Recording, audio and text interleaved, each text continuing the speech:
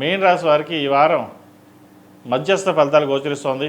రావాల్సిన బెనిఫిట్స్ ఏవైతే ఉన్నాయో అవి మీకు అందుతాయి, అలాగే వెళ్ళిపోతాయి కూడా. ప్రభుత్వ ఉద్యోగంలో ఉన్న వారికి ఓ ప్రమోషన్ చేద్దాకా వస్తుంది, వెనక్కి వెళ్ళిపోతుంది. నూతన వ్యాపారం ప్రారంభిద్దాం అనుకుంటాం, సరైన సమయంలో డబ్బు అందక కొంతకాలం ఆగి ఉండాల్సిన పరిస్థితి వస్తుంది.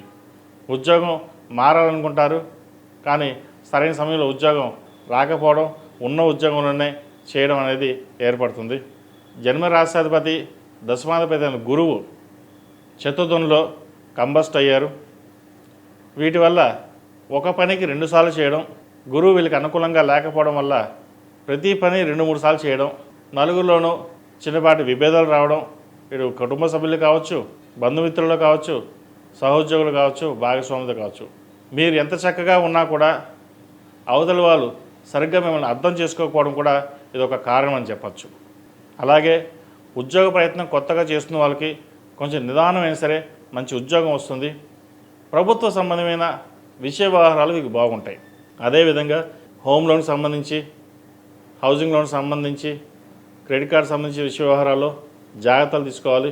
మీరు కొన్న స్థలాలు ఏవైతే ఉన్నాయో అవి రేటు పెరిగే దిశగా ఉంటుంది. అమ్మకుండా జాగ్రత్త వహించండి, మంచి ఫలితాలు సంప్రాప్తిస్తాయి. ఈ రాశిలో జన్మించిన స్త్రీలకు విద్యా అవకాశాలు చక్కగా ఉన్నాయి, ఉద్యోగ అవకాశాలు కూడా చక్కగా ఉంది, వ్యాపార అభివృద్ధి కూడా బాగుంది, మంచి అవకాశాలు కలిసి వస్తాయి.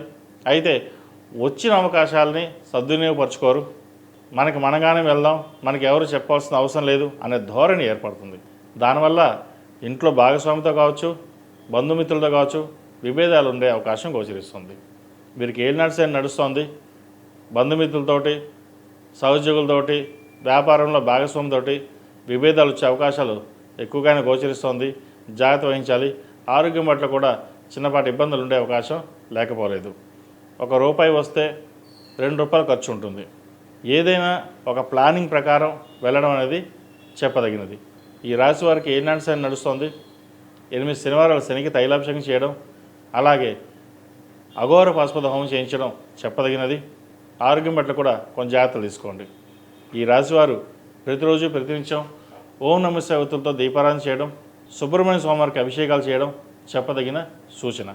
ఈ రాశిలో జన్మించిన వారికి కలిసి వచ్చే సంఖ్య 8, కలిసి వచ్చే రంగు నావీ బ్లూ. ఏదైనా పని మీద బయటకు వెళ్ళేటప్పుడు బుధవారం కానీ ఆదివారం అడగని వెళ్ళండి, మంచి ఫలితాలు సంప్రాప్తిస్తాయి.